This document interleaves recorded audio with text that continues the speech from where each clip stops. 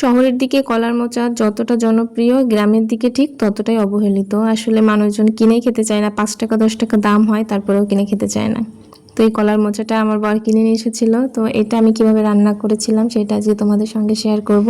প্রথমে আমি 3-4 থোকা ফুল ফুটে গিয়েছিল, তাই ওইগুলো ফেলে দেবো যেহেতু ওগুলো নরম হবে না। তারপরে বাকিগুলো এভাবে আমি ছাড়িয়ে নেব। আর যখন এই লাল খোসাটা শেষ হয়ে গিয়ে সাদা খোসা বেরোবে তখন সেটা আর ছাড়াবো না, ওটা এমনি কুচি কুচি করে দিয়ে দেবো। তো সব থেকে কষ্টের ঝামেলার কাজ হলো এই যে ভেতরের এটাকে কি বলে, আঁশ বলে বা নাড়ি বলে, যেটাই বলে, এটা ফেলে দেওয়া। তো এভাবে আমি সবগুলোর ভিতর থেকে এগুলো বের করে নিয়ে ধুয়ে পরিষ্কার করে নিয়েছি। এবার কেটে নিয়ে আসবো। কেটে নিয়ে আসার পরে এই যে আমার কলার মোচা দেখতেই পাচ্ছ, আমি এর ভিতরে একটু জল দিয়ে রেখেছি, নাহলে কালো হয়ে যায়। আর কিছু পেঁয়াজ রসুন, এখানে আমি 2-3টা কাঁচামরিচ দিয়ে দেবো। 2-3টা কাঁচামরিচ দেওয়ার সেই পেঁয়াজ কুচি আর রসুনগুলো দিয়ে তার ভিতরে আমি দিয়ে দিয়েছি কলার মোচাটা। এর ভিতরে একটু লবণ আর দেব একটু হলুদ। এগুলো দিয়ে এটাকে একটু নেড়ে চেড়ে কিছুক্ষণ আমি সেদ্ধ করব।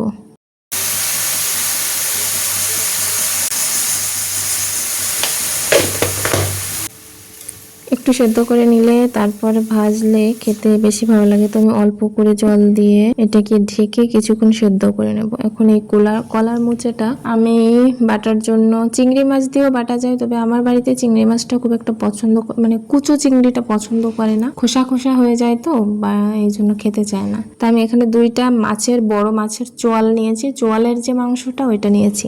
তো এর ভিতর থেকে আমি বড় কাঁটাটা ছাড়িয়ে নেব, যেহেতু এই মাছটাতে কাঁটা কম থাকে। কাঁটা কম না, কাঁটাই থাকে না বড় কাঁটাটা ছাড়া, এই জন্য আমি এই মাছটাই নিয়েছি যেন বাড়তে সুবিধা হয়। তো বড় যে চোয়ালের কাঁটাটা, এই কাঁটাটা আমি ছাড়িয়ে নেব। মাছটা আমি আগের দিন ভেজে রেখেছিলাম, ফ্রিজে ছিল, যেহেতু কলার মোচাটা বাটবো এই জন্য ফ্রিজে রেখে দিয়েছিলাম আর রান্না করিনি।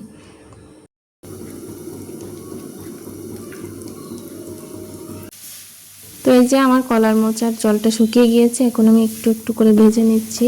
যখন শুকনো শুকনো হয়ে এসেছে তখন এর ভিতরে আমি মাছটা দিয়ে দিয়েছি। এবার মাছ সহ এই কলার মোচাটা আমি আরও কিছুক্ষণ ভালো করে ভেজে নেব।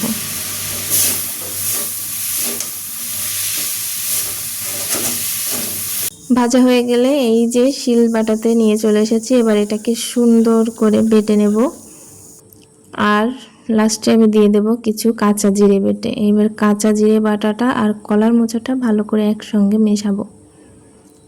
যে কোনো ভর্তা বাটা এগুলোতে যদি একটু কাঁচা জিরে দেওয়া যায় বেটে, তাহলে কিন্তু টেস্টটা আরও বেশি ভালো লাগে। লাস্টে আমি একটু সর্ষের তেল মাখিয়ে নামিয়ে নিয়ে